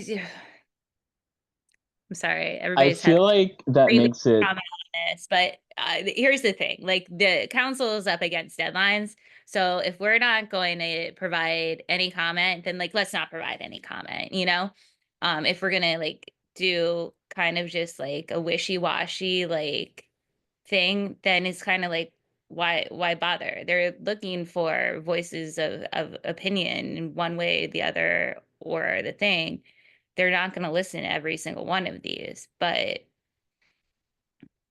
you know, short of saying nothing, which we can do. Well, I don't think it's wishy-washy, the procedural point. I mean, larding up a budget bill, with other legislative priorities is kind of a lousy way to make law. If the mayor cares about these issues, then she should handle it as part of standalone legislation with a full public process. And, for that reason, I don't feel comfortable taking a stand on these issues because they've been subsumed into a budget. And so, whether it's restaurant owners or, you know, tipped workers or those who are, otherwise covered now by I-82, I think that we should consider that as standalone and give the community a full, opportunity to weigh in. Just as I don't think that the council or the mayor should be trying to, make big public policy decisions that don't have a discernible budget tie or impact, through the budget process. Commissioner Prinzo.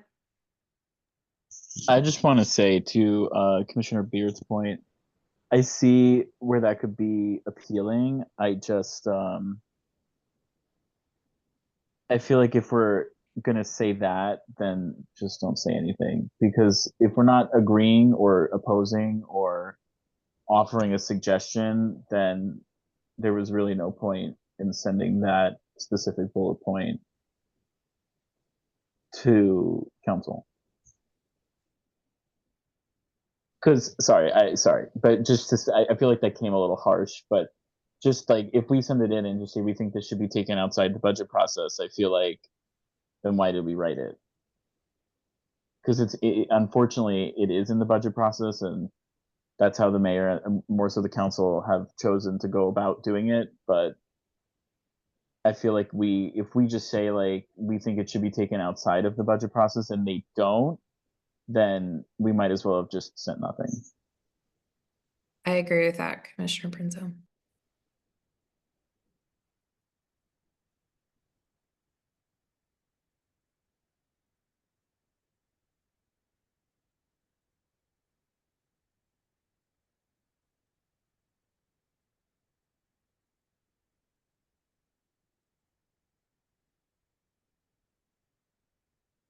All right. Are there any other commissioners or members of the community that wish to comment on this at this time?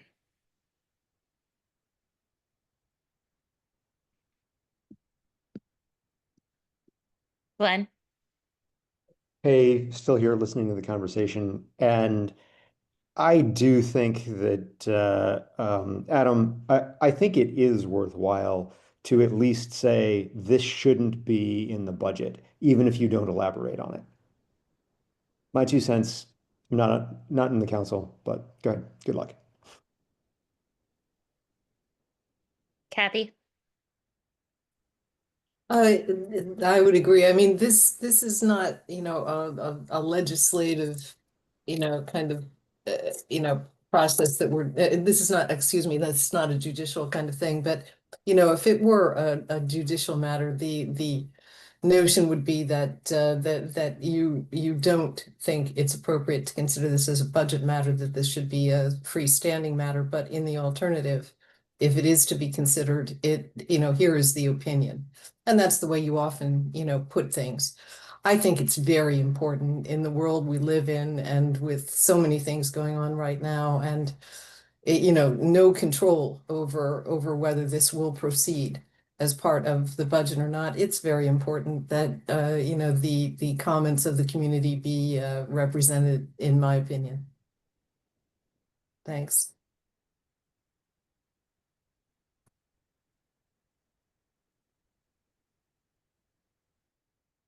All right, based on that, I think Commissioner Prinzo.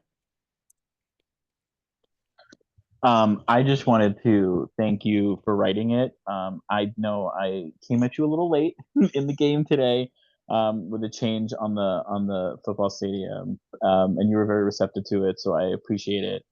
And I just did want to mention that I will say that I was opposed to the RFK Stadium deal. I have since changed my position, and I do think that, you know, while it should be reviewed, I do think that we um, Ward 7 and 8 are very much looking forward to this. They, you know, want a big economic development project in their wards, and I don't think that we in Ward 3 should be telling them that they should not receive this. So I do want to thank you for making that change. I'm happy to make a motion if you want, but I want to see if anybody else wants to say anything first.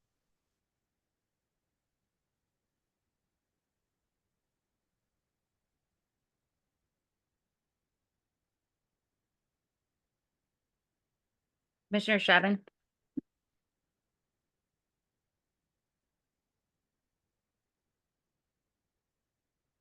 Oh, where'd you go?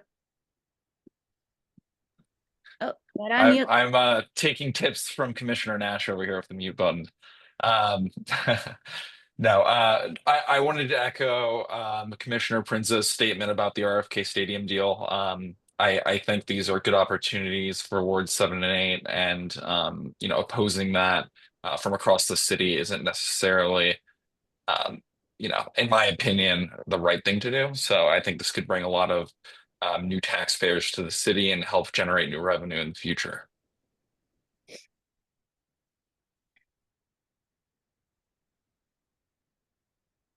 Yeah, I don't disagree. I just think that we should be getting that parking garage money if we're paying to build them. Commissioner Kripke. First, just to say that thanks to Commissioner Packets for pulling this together. I really appreciate it. I also think it's timely and valuable for the commission for our commission to put something like this together. So I really appreciate the work you put in. On the football stadium, my personal view is that it's probably not the right thing to do with taxpayer money, and there probably is a price at which it's worth it, but the price that is put before us in this deal so far seems very high, with returns being very speculative. So I personally am skeptical of it. I will say that I have heard from a number of my neighbors with strong support for it. So, so the viewpoints that I've heard in my neighborhood lean towards it, towards supporting it. So I guess I'm sort of officially agnostic, but I do think careful review of the costs and benefits is needed, and more extensive debate and review on it is needed. So that's my view, and I intend to support this course. Okay. Glenn? Hey, maybe this is the wrong audience to pitch my new fiscal impact application, but so I work in urban economics, and I haven't done a fiscal impact analysis of a stadium so far in my career, but all of the analysis that I've really looked at uh, does not look good. That stadiums and convention centers usually, in the end, hemorrhage money. But there's perhaps a value to the civic pride and something else. But look, I would like to see an alternative plan that spends the same amount of money revitalizing the neighborhood and putting in like lasting things or investing in local businesses in that area. And I'd like to compare the economic impact of that to the economic impact of a stadium. And well, I've got the floor for just 1 second. There's a big difference between economic impact and fiscal impact. Economic impact is the impact to the whole ecosystem that usually assumes a multiplier on spending and jobs, and quite frankly, in my opinion, is usually 90% bullshit. I'm sorry if I'm using that in a public meeting. Fiscal impact is looking at the city's return on investment, basically, of what is this going to produce in terms of revenues for the city. And look, I think there's a balance because yes, creating jobs is important in the district, but this looks like it's going to be a real cost for whatever those jobs are going to be.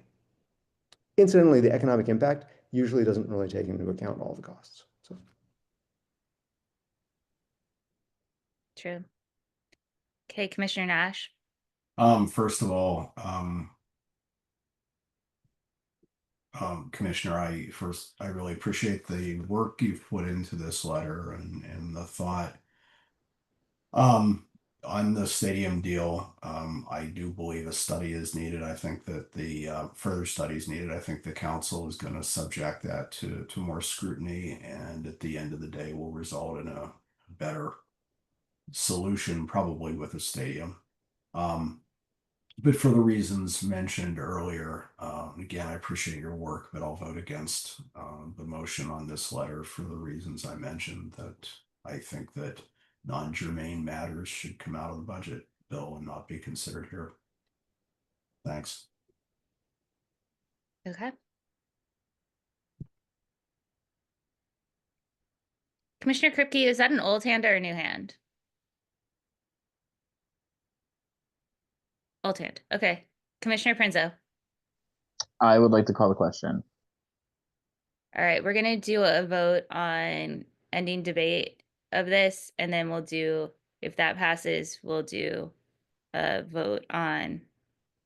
Did I do that with the balloons? I am so sorry. It's because you said pass.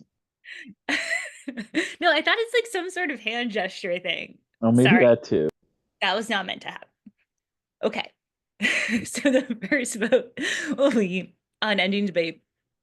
Followed, if that passes, then we can move to the actual vote on the letter and the content in it as changed, with moving up the points about suggesting that this be taken out of the budget process.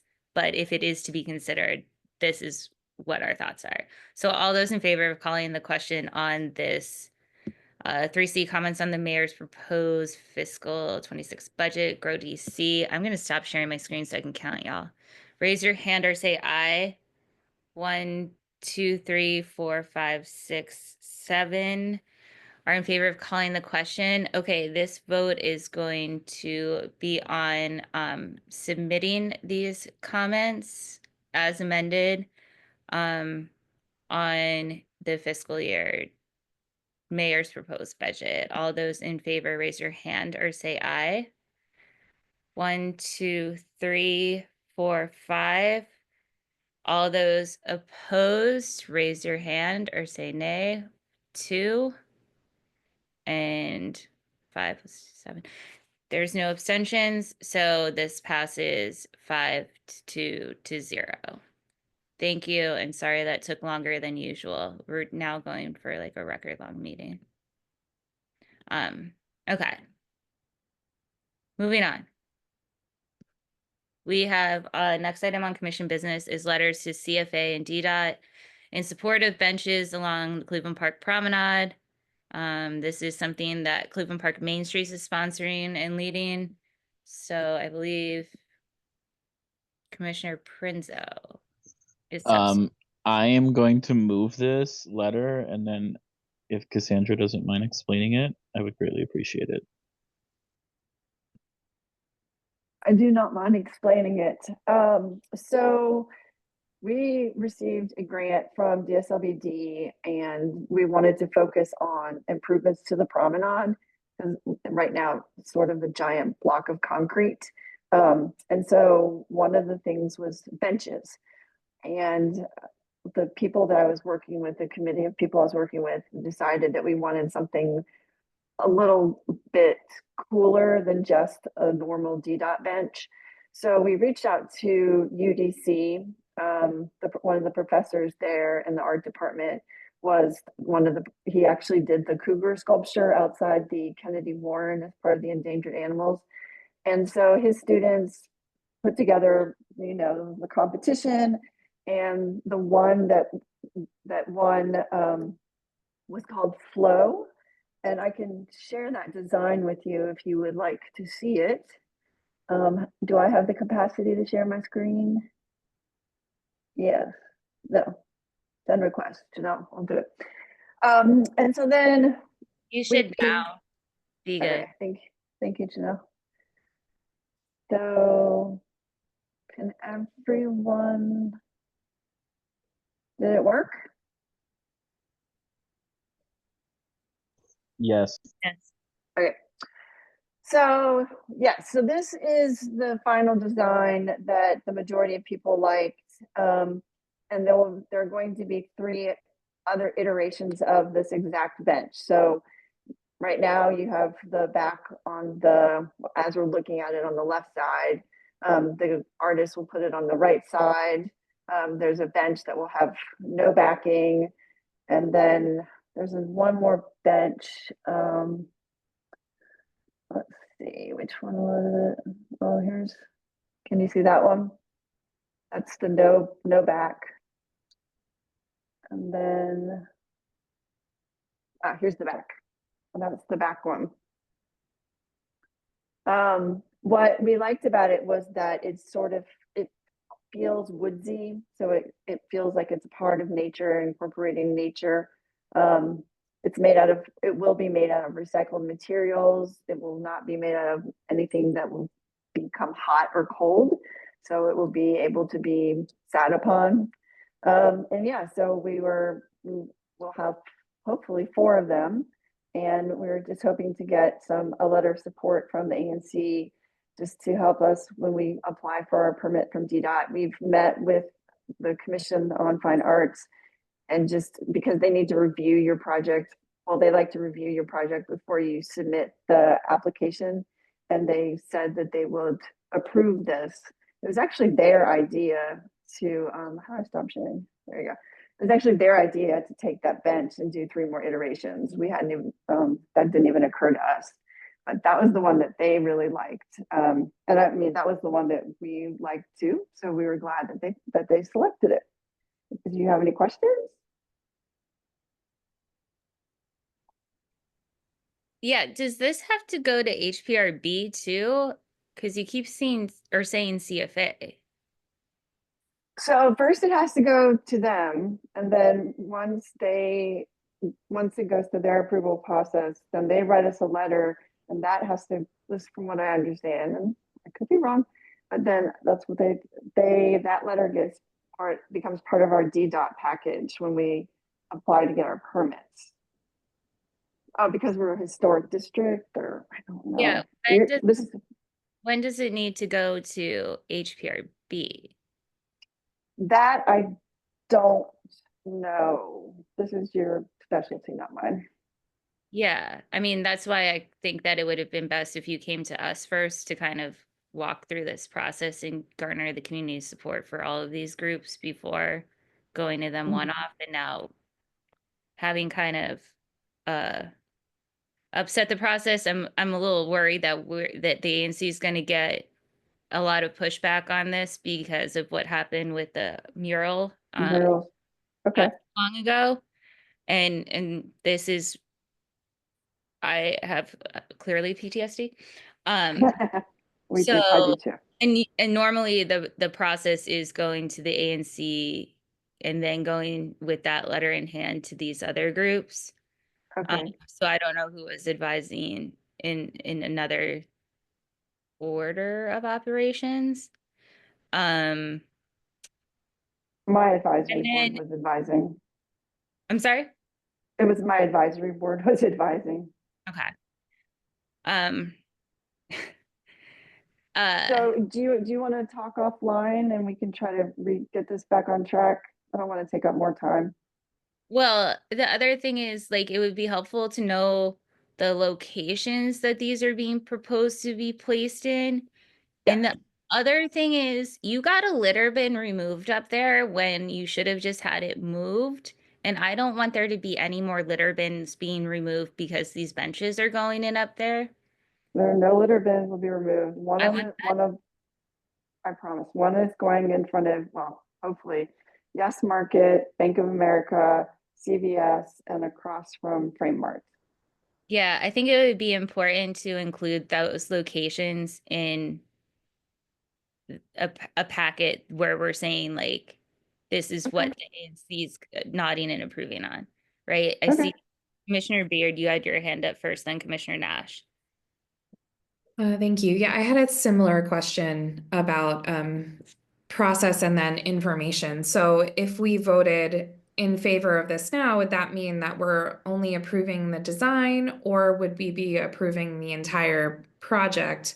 So would there be another chance for us to give feedback on the project? And then another question I had is I see that there's no cost listed on the proposal. And as I understand it, Cleveland Park Main Street would be paying for the benches. Is that correct? Yes, that is correct. And when you say the project, do you mean the bench portion or the benches, the awnings, and the pavers? You just mean the benches, right? Just the benches. So if we voted to approve this, would that mean we are approving it through completion, or would there be another chance for feedback? Through completion. So this grant was sort of this was a last minute thing from DSLBD, and so the money needs to be spent this fiscal year. It doesn't necessarily mean they need to be installed this fiscal year. I just need to make sure that the money gets to Alora and Davidad so that they can start manufacturing them. Or at least I just have to get the check to them. Yeah. Oh, when is your fiscal year over? September 30th. So I guess. Commissioner Nash. Cassandra, thanks very much for this. Could you spell out DSLBD so the community knows where the grants come from? Gosh, that's a hard question. DC Small Local Business Development. Okay. I'm forgetting something. I mean, small and local business. So it's a DC government entity. I mean, I echo a lot of the questions or guidance that Commissioner Pagets provided. I would just note, I mean, I do think this is on the one hand different from the mural matter that the commission looked at, some months back, in that, this is not an alteration to an historically protected structure, and these benches are, removable. So in that sense, I think it's distinguishable. It's similar though, in the sense that I think it really would be useful if the commission and the community had a little bit more, information around the public process, because we're being asked to endorse, a selection, to an entity ultimately using taxpayer money. And it just helps to know, a bit more about the process and how it was done. And, finally, I would echo what Commissioner Paget says. There's a lot going on in that area with, outdoor seating permits and, issues about adequate planters and waste baskets and things like that. So some kind of a diagram showing where these would go would be useful. And then just finally, a comment. I mean, I think that, personally, the design is really interesting and intriguing. It does go a little bit contrary to what I thought was kind of street furniture guidelines, that would discourage, reclining and sleeping on benches. Mhm. So the process was that two ANC members were actually involved in selecting the design. I invited them. I invited Cleveland CPCA, Cleveland Park Historic Society, the village, um, my advisory board, Smart Growth. So I had representatives from all of those groups were a part of the process of selecting the benches. We came down to this bench and another bench that was of Art Deco style. And we actually didn't think this flow bench would be approved by anybody. This was like pie in the sky. So Bob Ward and I went and just had a preliminary meeting with the Commission of Fine Arts, and we showed them the flow bench. We're like, well, this is the one we really like, but we know you're not going to like it. And it turns out that was the one that they loved. And then we sent it to someone from the historic preservation. I'm so sorry. I'm terrible at all this remembering their names. And that person also loved it. So that was the impetus for just going forward with this. So I apologize. I didn't know the whole other bit of the process because I did invite two ANC commissioners to look at this, and at no point was I told I wasn't doing the process correctly. So I do apologize. Thanks. Rick, just to your point, I think the way the bench, at least the way I'm looking at it, I could be wrong. I'm not a furniture architect, but the way it's designed, I feel like because it's got those like humps on it, like you can't really lie down in a comfortable position, I would assume.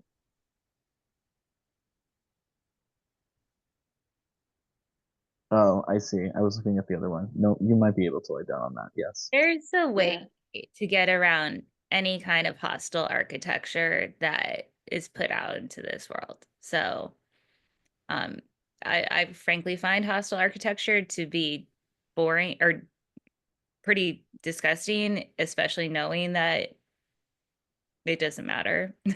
Like it either completely is useless for anybody to use, like you see those sloped benches at bus stops and stuff like that, or like, it's really just ugly. And anyways, okay. I If that's not enough information, or if you need more time, that is fine too. I didn't want you to feel like this was sprung upon you.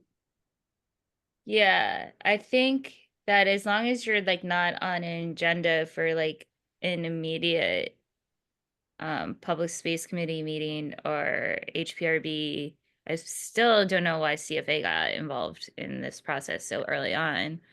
With the guidance I was given. Yeah. So what should I do? I should come to a planning zoning meeting first? Possibly.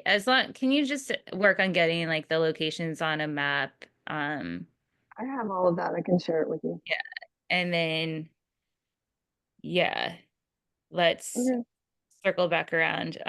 As long if we don't need to, pass these letters this evening or not pass them, which sounds like we're all kind of wanting a little bit more time on this. Totally fine. Okay. I have a whole presentation prepared that I can send to you. Okay. I'll do that. Well, thank you. This is a good start. Thank you. All right. Cool. All right. Moving on now to the treasurer's report. Commissioner Kripke, still with us? Yay. Hi, can you hear me? Yes. Okay. So treasurer's report, not too much to report. We did make the transfer of the bulk of our funds from our checking into our savings. We have paid out the invoice for Cleveland Park Day, and now we need to resolve whether to recall that funds or to apply it to something else related to Cleveland Park. That's the question in front of us now. I don't know if you want to talk about that. That's really the only activity in the treasurer's report. We have outstanding one bill for the call boxes, which I think we'll pay this month. And that's pretty much it from the treasurer. I stopped sharing my screen. I want to share. Hey, Sandra, we can still see your screen. I know, but I don't see how you can. Oh, I got it. I fixed it for I just you. see share at the bottom. Okay, thank you. Don't see a stop share. All right, cool. No, thank you for that treasurer's report.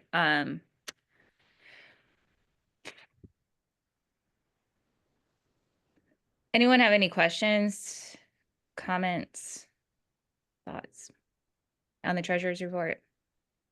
Just continuing thanks to Commissioner Kripke for taking on this job. I'll always take your thing.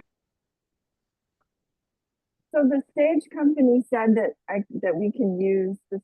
I've already reserved the stage and everything for Art All Night. So I don't know if we can just transfer all of that to Art All Night or if it's a whole different new process. We need to ask OANC what to do about that. Okay. Ideally, it would be easy, but I don't know if I've ever said anything about OANC has been easy. So I have never heard you say anything about them being easy. Have exactly zero hope that it will be made easy, but Commissioner Kripke and I will hopefully try and make that as easy as possible for all those involved. They like him a lot better than they like me over there, so there's that. They just haven't met me yet. Yeah. Oh, Just don't send me. yeah. At least I didn't break the printer last time I was there, so there's that. On this question, let's Janelle, me, and maybe Cassandra consult on it a bit and figure out how. Yeah, I agree. Cool. All right. Is there any other business? I move a motion to adjourn. Second. All right. All those in favor? Cool. See you guys around. Have a good evening and thank you. Sorry it was long.